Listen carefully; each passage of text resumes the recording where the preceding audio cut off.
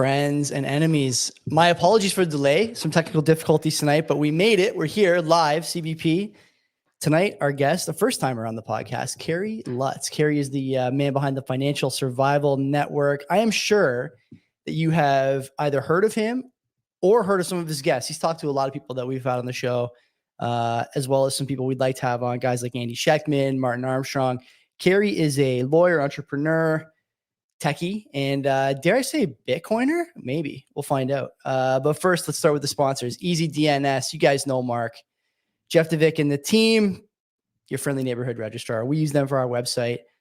You should be using them for your website too. They have all sorts of good stuff. You know, we've talked a lot about security the last little while on our show and on Access of Easy. DomainSure, great way to protect your domain. Make sure that you're not getting spoofed or you're not getting typo squatted. If you don't know what those things are, start a website. You'll find out pretty quickly. On top of that, all the virtual private server stuff you need, especially if you're a Bitcoiner. You got your Nostr relay options, BTC Pay server options, run a node, all these different things, man.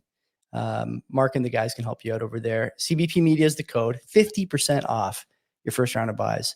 If you need to start a website with them, you can't beat it. You don't get 50% off anywhere, not even the scratch and dent cart at the grocery store. Second sponsor, Bull Bitcoin. You should be buying Bitcoin. You can sell there too if you want. You can pay your bills there too if you want with your Bitcoin. Why do we like them? I mean, what's not to like? Team is full of extremists, the best kind of extremists. There's no shit coins on there, no garbage. It's non-custodial. There's no possibility of getting rugged. And of course, man, you know, there's not too many exchanges that are operating in Canada that have those options. But then to also open up shop in France, you got to love it. Bull Bitcoin is a place where you should be buying your Bitcoin. We have a promo code. It's in the show description. I won't read it out to you. But if you haven't started an account there, go.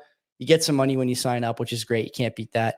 And of course, it helps support the show as well. And then the final sponsor, our newest ally in this whole thing, Decentral Tech. So Decentral Tech is a mining / hardware support company out of Quebec. These guys are incredible, man. We met Jonathan through the show, I want to say about half a year ago now. And we've been really impressed with what they're doing at Decentral Tech. They can help you with all sorts of stuff. Like I always say, wife-friendly mining. Listen, wife-friendly anything in Bitcoin is hard to find, but wife-friendly mining, damn near impossible. So these guys can help you with that. If you have some old hashboard you want to have repaired or replaced, they can help you with that. They also sell shells for miners. So if you want to just have something that looks a little more aesthetically pleasing in your house, or you maybe want to do a little home heating, or you want to do the space heater thing, they got your back. I think they work with crypto cloaks too. And then of course, obviously, as I mentioned before, the wife-friendly mining is actually the BitAxe. And I think there's some Canadian Bitcoiners podcast branded BitAxes left. I don't know how many. You should get one though, because they're pretty neat. We don't get any kickback from it. We just like the company and they like us enough to have made, I think, 75 units. So head over to Decentral Technologies website, grab one, grab whatever you need.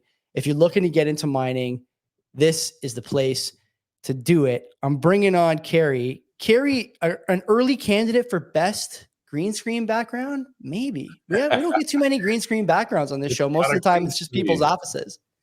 It's not a green screen. It's the real deal. Like, you're into tech, you're into all this stuff. So let me just quickly tell you, I went through so many virtual backgrounds and I would regularly get half my hair chopped off. I would look like a mutant, like, just like I was pretty much a bot.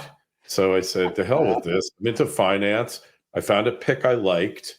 It's got basically, candlestick chart, and it's got an urban setting. I don't even know what city it is. And I said, I like that. So I got like a 3x6 foot mural, taped it up on my wall.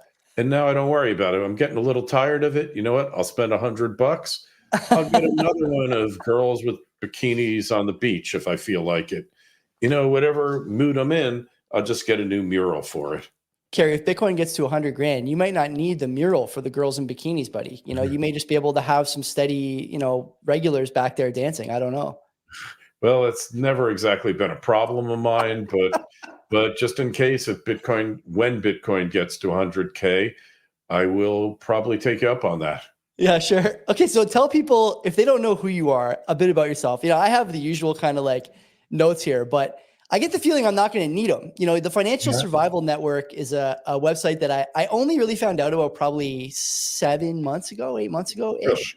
Yeah. I mean, I don't follow a lot of stuff that's not at least, I know. Same you here. know, you know what I mean? Like if it's not mostly Bitcoin or like fantasy football during the season, I'm not ashamed to say that. Guilty pleasure. Among other interests of mine. It's hard to find the stuff, but you've had Sheckman on, Martin Armstrong, among other people who are like they're Bitcoin adjacent, even if they're not Bitcoin guys. And I say that I would have said you're Bitcoin adjacent as well, but I think you're actually a Bitcoiner. So maybe before we start, tell people a bit about FSN, why you started it, the thesis over there. What is that whole network about? So I'm a recovering attorney, as I like to say. I'm America's top recovering attorney. And, and when we had the financial crisis, the GFC in 08 and 09, I knew it was coming. I wasn't smart enough at the time to actually figure out how to cash in on it other than buying a whole bunch of gold and silver. And, I knew that throughout time, the economy was going to continue to deteriorate. Debt was going to rise geometrically, and basically things are going to get dire, kind of like where we're at now, even though the problem is that the media and the government gaslight you. They want you to believe that everything is fine. But have you taken a ride? Well, you're not in the U.S. You're in our neighbors up north. Yeah. You go to any historic city in the United States, other than in the Southeast, and you see they're falling apart. Anarchy is reigning. Detroit, Chicago, Buffalo, New York City, LA, San Francisco. I mean, just take your pick. The ones that aren't falling apart are like in Florida and in the Southeast and the Southwest, but even those. And I just knew that we're on an unsustainable course. And so I said, well, I've always been into Austrian economics. And, the concept of cryptocurrencies fits so perfectly into Austrian economics because Austrian economists don't believe that the government should have a monopoly on issuing currency, that there should be competing currencies. Well, up until cryptos, it was never going to happen here, Joey. It just couldn't happen. No one would allow it. And then all of a sudden, Bitcoin, and then, I call them kleptocurrencies because there was a bunch of, hey man, they made billions of dollars. We can do that too. And everybody jumped on board. And the next thing you know, everyone wants to be Sam Bankman-Fried, right? And his cohort there, she just got sentenced today, I think. She was getting sentenced. I mean, talk about a bag holder. It's like, honestly, nobody got hurt on the whole FPX because everything that was liquidated got liquidated for more than he owed. Mm-hmm. So where's the crime? I mean, I think the guy's got some personality issues and some cognitive challenges. Shall we be charitable? But as a lawyer, I always thought, well, when you commit a fraud, people get harmed, like Bernie Madoff. They get left holding the bag, and the wrongdoer needs to be punished. But these people, if that thing hadn't been put in bankruptcy, it might still be going on today. But it was the bankruptcy law firm schemed with the court. They took it over and they threw it into bankruptcy court. And then, the next thing you know, look, I think he was like a smart businessman? No, but the guy was a genius trader. He had the ability to look at the same cryptos in different markets and the technology to find the value that wasn't obvious to everyone else. This is a case where, I don't want to say he's a victim because he wasn't. He was socially awkward. He wasn't that bright in dealing with people. When he's on the top of the world, everyone was his best friend.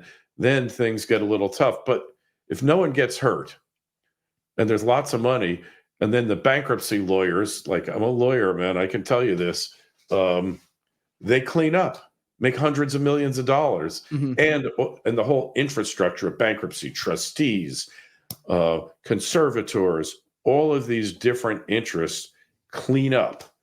And, it's not right. The guy was not Bernie Madoff. I think he was like so out of touch at times. He didn't even know what was there. But when they tracked down all his stuff, he had like a net worth of $2 billion here. So why does a guy like, anyway, I'm totally off the beaten path here, but I'm giving it to you as from a lawyer's standpoint. And then his what was her name? Spencer or something like that. She just got sentenced today. I didn't Oh, the see girl today, Carolyn Ellison, right? Ellison, that was yeah, it. yeah. Yeah. And she didn't do anything. She just believed in this stupid guy. I mean, this is not right. And this is what's happened to our judicial system. And this is why cryptos are so key, because they're extrajudicial. Unless you're stealing Bitcoin, hacking into people's wallets, and even then, probably not going to get caught.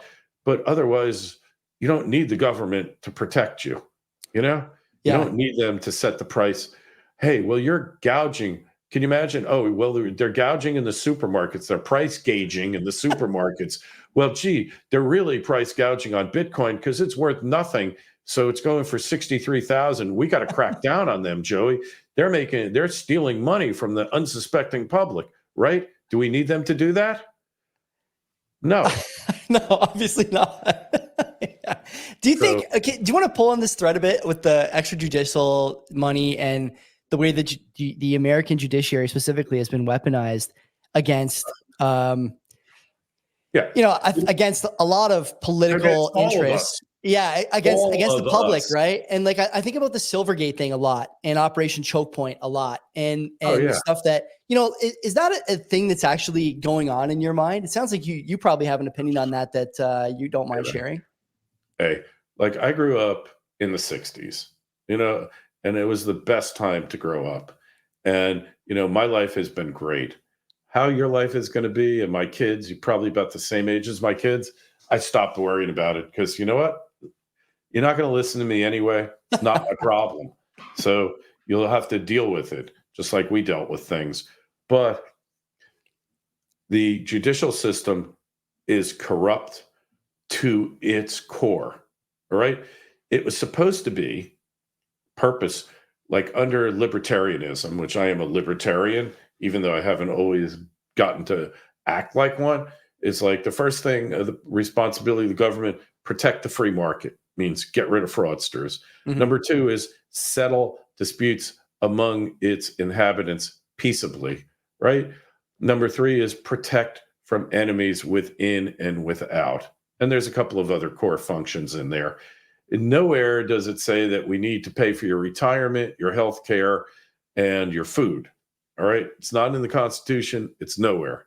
So the whole purpose of government, Gerald Ford once said, a government big enough to give you everything you want is big enough to take away everything you need, something to that effect. And, you just don't want the government to be like this giant piñata where we're all hitting it with a stick, waiting to break it open to get all the candy out of it. That's not its purpose. So, we've had an issue with the dollar and all fiat currencies. Fiat currency, for those of you who don't know, currency that has no backing. It's issued by fiat, by diktat of the state. It's like, hey, we're giving you these dollars and they're good for all debts, private and public. You can pay your taxes with it and it's all great. And no modern society can exist without a monetary system. But we've abused that system to the point it used to be before 1971, it's backed up by gold. Dollar was as good as gold.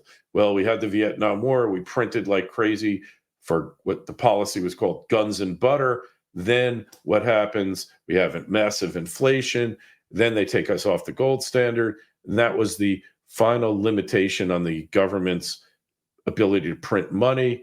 Now we just have a monster. And the weaponization just springs from Leviathan government. It's like the government's in charge of everything. They're going to screw everything up. And, Martin Armstrong called it the Department of Just Us, just us. And if you're not one of them, then you are a target. And as a lawyer, I can tell you, I've seen the corruption firsthand You know the definition of an honest judge in Chicago? He's No. one who's fixed and stays fixed. You So, know that we have a recurring segment on this show. This show is CBP. We have a recurring segment called Chicago Bitcoin Podcast, where we talk about just the insanity in that jurisdiction between the mayor spending, I think a couple million on bodyguards, 5 figures on a haircut. I don't know that much about haircuts, but I mean, I don't spend more than. must be a good one. It gotta be damn good, right? They must be cutting each hair individually. And so like all this stuff is going on in locales all around the United States and Canada. Kerry, I don't know how familiar you are with stuff up here, but I know. Famously, like healthcare is incredible. The healthcare here is so good that you pay for it all your life and then die in a hospital hallway when you're 65 years old. Yeah, I'd say they don't offer you suicide first, right? And so I think a lot of people are starting to realize, whether they're Bitcoiners or libertarians or any other sort of stripe or creed, they're thinking to themselves like, man, this doesn't make a lot of sense. Specifically up here, we're sort of famous, infamous in my opinion, but famous for our, social welfare net. And I think a lot of people are starting to realize that even as my taxes continue to go up, even as the quality of my life continues to decline, at least that's the, sort of overall statistical picture, right? GDP per capita, right? Declining. People are starting to realize that, man, I'm getting less and less for the more and more money that I'm handing to Leviathan, right? Hobbes is Leviathan. And what am I doing? And so I guess maybe the rational next question for you, given that you've obviously given this a lot of thought, if you're a first world government, you're going to start to see capital flight soon, not just from the rich, but from the desperate. And is there a mechanism that you see on the horizon, something that you've thought about, or maybe one of your guests have discussed with you regarding the limitation, the intended and probably, not too far down the road limitation of capital flight in major economies? Capital controls, you can kind of see them coming for sure. I don't know. It's when government gets desperate, it's like any other organism. The first job of every organism is survival. All right. And it's the same with government. So government is parasitic by nature. It's exploitative. It's power. The authorization of violence against the public, and starts out, we have a really sound judicial system, and then it deteriorates, and we're like Rome. All this has happened before.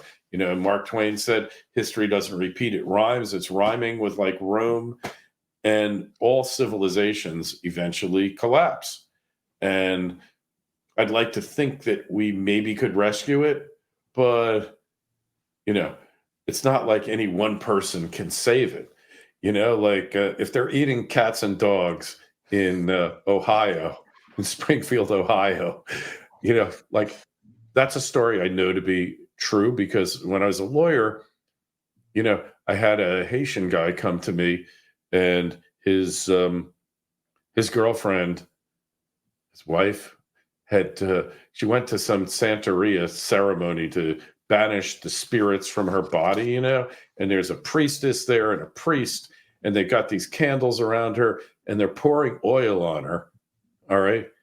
And they have like chicken bones scattered around, all these little sacrifices and stuff. And the oil gets ignited by one of the candles, and she goes up in smoke. And I should be laughing. They burned her up. They burned her up. I'm like, yeesh. But there was there was nothing I could do. There was no money. People had no money. They had a judgment, no money. But I know these rituals exist because it's big in New York, Santeria, but to deny it. So I don't know if they like golden retrievers or Jack Russell Terriers or Chihuahuas. I don't know what they're eating, but this is the God's honest truth. And they could say, but this is all the gaslighting, Joey, man. They tell us things we see with our own eyes, and they just tell us it's not true. And half the population believes them. It's incredible. I must not have seen it. Well, what do you do about that? You're a little longer in the tooth than me, as you mentioned. I find that people your age, you're probably around the same age as my dad. You're right. I'm 37. And When when you I, when say I maybe think, my kids. yeah. So when I think about guys and girls my age, it's a lot easier to get the wedge in the door when it comes to the gaslighting and just general legacy media misinformation, because people my age, it seems to me, have, at least in my friend group, maybe this is not the norm, but I'm guessing it is for your kids as well. People in my friend group have enough knowledge of some subject from a sort of a primary standpoint that they can go through the Gelman amnesia drill with the newspaper, right? But people your age, it seems to me, like even my own dad sometimes, like I have to like bring them back from the void. Like, hey, remember we talked about this like 2 weeks ago. This is what, they said about topic A. You know that this is not true. Why do you think the topic B is accurately reported? Isn't this nuts? What do you say to people like that? I am like at a loss. I am like removing myself here. I'm doing a group chat with you and my kids. Maybe you can wake them up for me because I've given up. I've been a libertarian my whole life. My father hated the government. He was in the army in World War II. I remember telling me when I was younger, the government just lies. And when he was in the Army Air Corps, he was a hump pilot. He flew over the Himalayas from India to China, taking supplies. And he hated every minute of it because you're in the Army. Some people love to be told when to use the bathroom. Others are not so fond of it. Like I wouldn't be. But they said, like, if you ever saw the movie Catch-22 or read the book, it was called Fly Till You Die. So they get you like, hey, if you do 50 missions, you get to go home. So and there's another thing where in the Army, they say never volunteer. So he's volunteering because he hates it there. He's almost there. And guess what? Oh, sorry, the number's gone up to 100. Well, okay. So he's almost at 100. He's volunteering because all he can see is he just wants to go home to my mother, his newborn daughter. Mm-hmm. They raise it again. Well, they picked the wrong guy. He wasn't willing to go to jail because if you refuse to fly, they put you in jail. But what he did was he said, these planes are just not airworthy. And he'd always find something wrong with it. And if he couldn't find anything wrong with it, he was an ace mechanic. He'd take it out to the end of the runway. He'd do a little trick. He'd blow the engine out. Oh, sorry, can't do it. This went on for months. And they say, just tell us if you don't want to fly. He goes, I don't know what you're talking about. If you give me an airworthy plane, I'll fly. Finally, they didn't know whether to promote him, court-martial him, or send him home. They sent him home. And that was that. Ruined his health. But, from him, I learned never to trust the government. Mm-hmm. I mean, you just can't trust them. And so people my age, I have close friends who think that, maybe it didn't come from a lab leak, right, in China. Maybe the U.S. government wasn't financing it. And they believe this garbage here, Joey. But, as a lawyer, as somebody who dissects legal arguments or did for a living, I can tell when this stuff doesn't add up. And when it doesn't add up, that's the definition of gaslighting, where they just tell you something that cannot on its face be true, but because you're conditioned to drink the Kool-Aid, you buy it. So I'm surprised about your dad, but I'm not really, because I'm kind of unique. But a lot of my friends, a lot of my friends are in this space. Guys like Andy Schechtman, guys like John Rubino, formerly of Dollar Collapse, Mm-hmm. all these people, Rick Rule. I've talked to hundreds of them, and we're all kind of in the same boat, shaking our heads, thinking, well, how much longer can it go on? And you know what? It goes on until it stops. It's weird because, like, I shouldn't speak ill of my dad. He's very good 90% of the time, but some of the stuff I just think there's like too many battles you have to have with certain people on certain subjects. I think back to the debate. Okay, the debate was a good example of this with Harris and Trump. The sort of 3-on-1, the farce. That was the debate. Kerry, three on ones that are that brutal are usually on Pornhub and nowhere else. But that one was, nationally televised. And like, I said to my wife, and, she's in the same boat as me. It's a weird, like, information battle going on there, right? Because there's so many headwinds for Trump during that debate. One, he's got to tell the moderator that the fact check he gave is not true. The Very Fine People It's hoax. a lie. Easy one. It's an Easy one, absolute right? lie. He's full of shit, right? That's number one. Yeah. Then he's got to make the case that the actual source for the sort of truth is not actually ABC News, but rather, pick your online personality, right? It's Dave Smith's Twitter feed or whatever. Or whatever. So you got like all these headwinds, and then you got Harris there, the cackling comrade, Kamala Sutra, just nodding along at the side of him, right? And like that picture for the average Cheerio eater is enough for them to decide who to vote for. And that's the sort of the place we are now in democracy, where talk about tyranny rule, or tyranny of the majority, I should say. You're there now. And I think you're there through, this unbelievable immigration policy in most of the modern world. You're there through the number of people who are on food stamps or employed by the public sector, or work for companies that are subsidized by the public sector, or are on the baby bonus here in Canada. Anything that puts food on the table right now, you will vote for that, short-term gain, even if it means your guaranteed long-term demise. And people who have the capacity to look more than 13 or 14 minutes into the future are penalized now. And that's the thing that worries me the most. Is it fair to say at this point, Kerry, that like the democratic experiment has failed? I'm almost there. I am so close to being there. Yeah. Well, I think it's failed a long time ago. I think it failed a long time ago. I think we grew up with these myths that we believe to be true. And it's kind of like you grow up thinking your parents are perfect.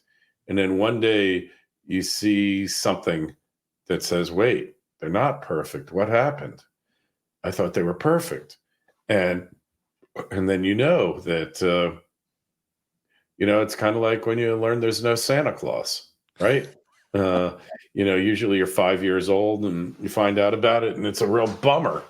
But, things don't really change. But when you find out your parents can be wrong, that could be a paradigm changer there. And, the whole thing, the whole decline of Western civilization, whether you love Trump, hate him, I don't care. It's like he's the only one that thinks Western civilization is worth saving. He's the only one out there willing to do the work. None of these other ones, they think that all cultures, all countries are equal, and they're not. Or maybe they are now. Look, we've been sold a bill of goods in the United States. All of our military interventionism has always been to benefit select groups of constituents, whether it's invading, taking back the banana plantations in Nicaragua, invading Haiti, invading Mexico, invading Guatemala, Santo Domingo, whatever it is. We've been a militaristic, imperialistic nation for the past 100+ years and 150 years. Mm-hmm. And, so it's been eroding, but they managed to keep it when they could keep the information to themselves before it was democratized on the internet.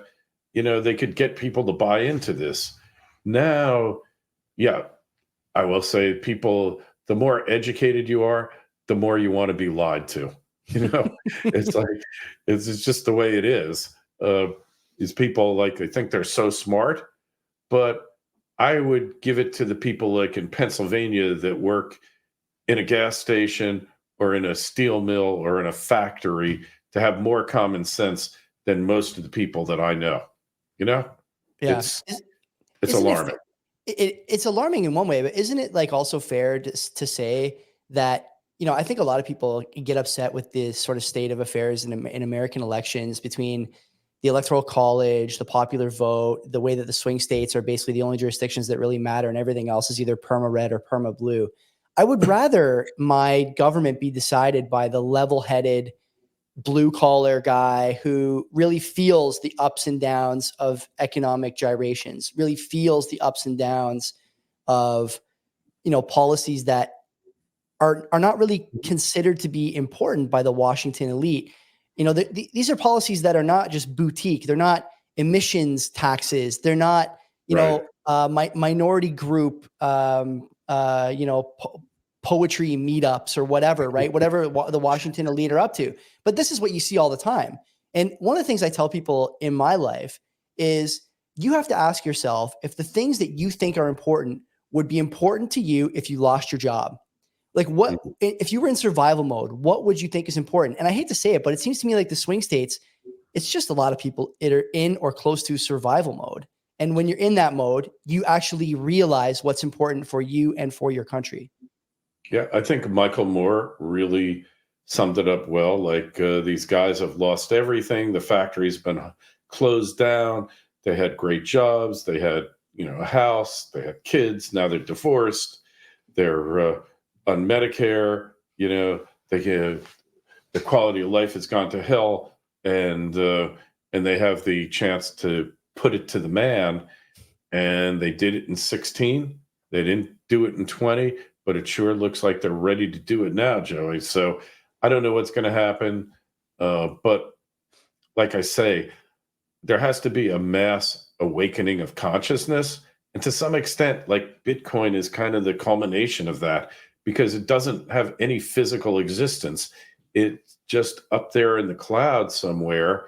The number of people who really understand it is very limited. I have a basic understanding, probably better than most people in my peer group, but they just don't get it, and it's so interesting the way that it's evolving and quickly. Look, if the government wanted to shut this thing down, they could shut down every Bitcoin node in the world, and there's nothing that we could do to stop it. But for some reason, they don't want to do it.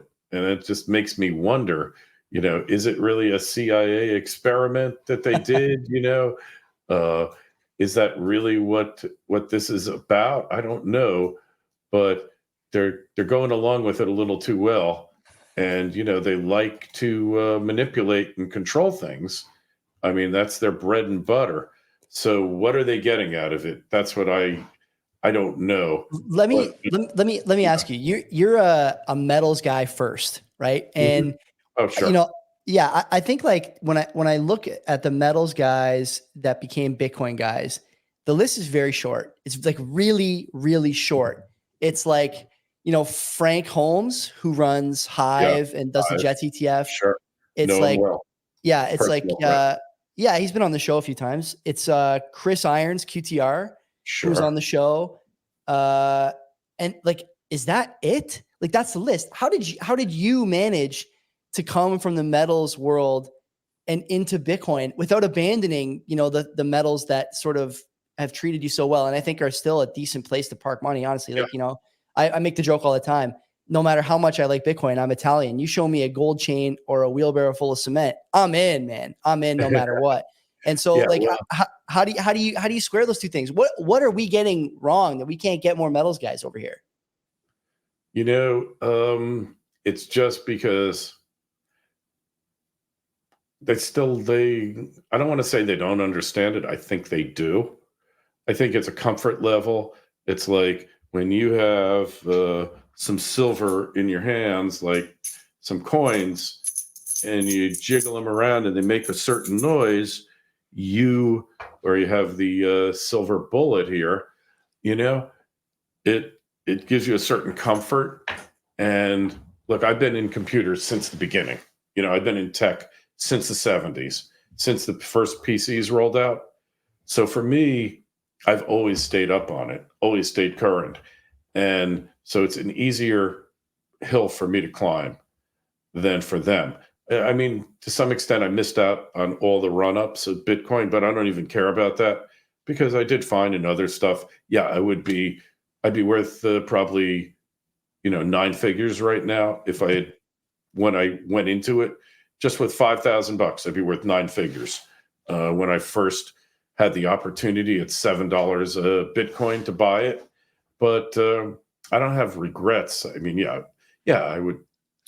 Maybe I'd be living my life differently. I'd be, saying, James, bring the GS 650 around to the hangar, please. I'm ready to go to Paris. But, like realistically, my life isn't going to change everything's been good. But, you get into certain mindsets, and just like people think that, that everything the government tells you is true, get the shots, get the jab, whatever, they believe that wealth evolves over time, investments evolve. Now, I will say that I watch Bitcoin really closely. It actually is becoming a medium of exchange. You can pay for stuff with it. You can buy your Tesla. It's a little awkward to go into Starbucks and use it, but theoretically it can be done. It's not quite a medium of exchange like going in and taking out a 20 or your credit card, which is just artificial money. But I guess I'm a little far off. I understand why people don't get it, because it requires change. Yeah? Like, I've always embraced change throughout my life, whether it's tech. I'm always looking for the next tech trend, the next thing, whatever it is. Sometimes I'm slow to adapt, like to YouTube. I was slow. Other times I get on the bandwagon right away, like podcasting. I mean, I've been podcasting for 14 years here, Joey, before like most people knew what a podcast was, because I knew it was going somewhere and I'd done really well on it. So it's like having fluidity of thoughts. So here, I'll give you one. You have to be able to really be successful in life, to be able to change thought, change action on a dime. You have to be able to embrace ambiguity. Ambiguity is two conflicting thoughts of two ideas, which they both could be right or they both could be wrong. But most people will pick one or the other and say, oh, that's crazy, but that's right. But I can look at two of them and say, I don't really know. I'm going to embrace them both and let them play out. And that is the key to success. That's why it's not a binary decision, gold or Bitcoin. You can do both, and if you like the feel of metal, you like going to sleep, with 500 ounces of gold under your bed, more power to you.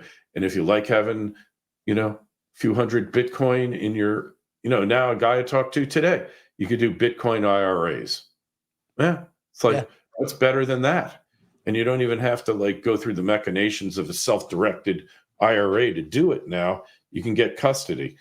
But, like in the end, people always say, well, I like having my gold in my hands. I like having my gold accessible to me. And, that's what it comes down to. They can't embrace the concept of value, not having a physical existence. But everything we do, all the IP in the world, all the patents, trademarks, it's all IP. It's all intangible. So we've been brought up in a tangible universe surrounded by intangibles. See what I mean about ambiguous thoughts and, two conflicting thoughts, keeping them together? Because eventually, if you can keep them together, you'll harmonize them. But most people cannot do it. And then it's white or black, Well, I always said as a lawyer, my favorite color was gray, but that's what it's about. It's being able to get those conflicting thoughts, but not write off one or the other, embrace them both and let them play out.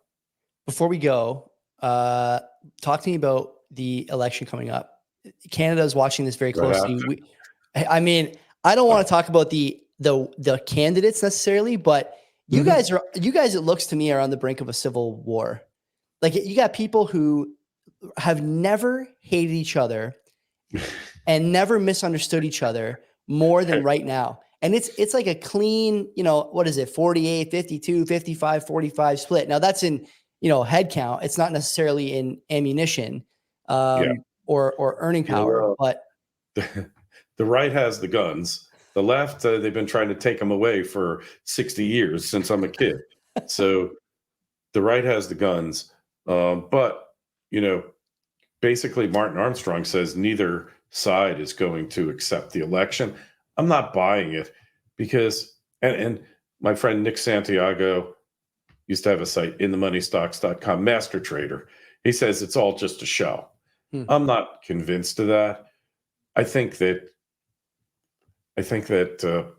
putting her up, all right, as a candidate, she's not a serious candidate. No. You cannot take that person seriously. She's never had an original thought in her mind. She's a simpleton. She has a deranged laugh that normally, when I hear people that laugh like that, I think, gee, they just got out of the funny farm, right?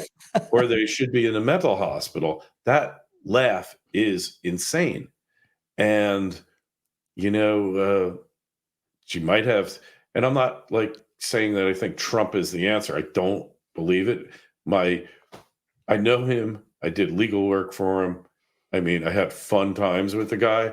He's hysterical, but I don't think he's our savior here. I think we might be past redemption, but we really, it's entertaining, it's entertaining. And, he's just the brilliant symbologist. That thing, they're eating the cats and dogs. What did you think about after that so-called debate? You weren't thinking, she doesn't know anything. You're thinking, man, we got a problem here. People are eating cats and dogs. Or, man, that guy's delusional. But you know what? He brought attention to Springfield, Ohio, that was getting none. Now it's on everybody's mind. So they don't understand how masterful a communicator he is, even though, his speech patterns are not the best and, he wanders and everything else.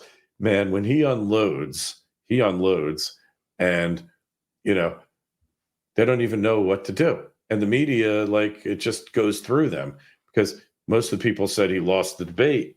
But then 2 days later, same people said, no, I think he won the debate. Yeah. So it's definitely going to be interesting. I think that he's thought enough ahead this time to figure out how to stop another summer of love like we had in 2020, the BLM riots and the Antifa. I think he's thought enough ahead about how to deal with it because he told Zuckerberg, you screw with this election, I get elected, I will put you in jail for life. Mm-hmm. You don't think Zuckerberg took notice of that? Seems to me he has. His policies tell me that he has. Yeah. Yeah, the Zuck is like a pro-Trumper now, or at least he's keeping his hands off. I think that's what he's going to do with his adversaries if he wins, and they're going to have to think twice about burning the country down again. So I'm not optimistic in that nobody's talking about debt, little thing like debt, like hundreds of trillions of dollars of debt. Nobody seems to care about that. He didn't care about it his first term. And, I credit him with many failures his first term, many. But the alternative of having a hack, a military industrial hack, she reminds me of the last emperor of China, where he was a total dupe of the Japanese. And they would just say, here you go, sign this. All right, 100,000 people off to work camps. Sign this. All right, we're taking over this city. And the emperor said to do it, so it's okay. She will be the last emperor of the United States because she's a total dupe. She's incapable of, there's no competence there. Trump, lots of incompetence, but at some point, he's got the best interest of the majority and the country and Western civilization on the forefront of his attention. So is he going to be able to do anything? He will do better than last time. But, is he the solution? No, because we need to totally revamp the entire system, go back to the legal system. If we don't get rid of the corrupt legal system, nothing else is going to be resolved. How do you do that? I don't know. And I'm a lawyer. I'm telling you from experience, I don't know how to get rid of the corruption, the incompetence. But if we don't, it'll be gotten rid of for us. I think I agree with most of that, Kerry. In Bitcoin, we have this thing we call acceleration theory, where if you really wanted to see this thing run, you would go to the ballot box for Kamala and then mail in 100 more with your name on it and all your dead relatives' names. and drop him off in these unattended ballot boxes for Kamala and see what happens, right? Let's let this thing rip. Any thoughts on that? Yeah, well, yeah. It sounds like you think it's coming anyways, right? Like it's only a matter of time. Hey, my friend Aaron Clary, who's somebody you should definitely have on your show, he wrote a book called Enjoy the Decline. And it kind of changed my life. I said, this is like entertainment here. It's inevitable. So why be miserable? Be happy. The way that you beat them, Joey, the way you beat them they want to be in your head, controlling your thoughts, making you miserable, right? They hate you and they want you to be unhappy, and their power comes from your misery. So if you are living your best life and you are happy, your friends, your family, your kids, whatever it is, your hobbies, your mission in life, doing your podcast, doing your stream, if you're doing that, they've lost and they can't deal with it, which is why they want to shut us down. But they can't shut us down. They're trying. They'd love nothing better, but they can't do it. They would have already if they could have, right? Yeah, they're trying up here. They're trying in Australia. They're trying everywhere, Kerry. Kerry, you've been a great first-time guest. I want to say I appreciate you not only trucking through the technical difficulties, but now staying a little past 8 o'clock. You're welcome back anytime. Sure. Tell people before we go where they can find out about FSN, where they can find out what you're doing. The floor is all yours. You got it. FinancialSurvivalNetwork.com. 9,000 podcasts on there that I've been doing since 2010. You're always welcome on my show, Joey. If you got a question or comment, KL@KerryLutz.com. Love what you're doing. You're really good at it. And you found your calling, which that makes you a happy person right there. 100%. Nobody can take it away. Even if you have one person in the universe watching you, you're a success. That's right. Words to live by. Thanks for coming, everyone. Take care. Thanks, Sam.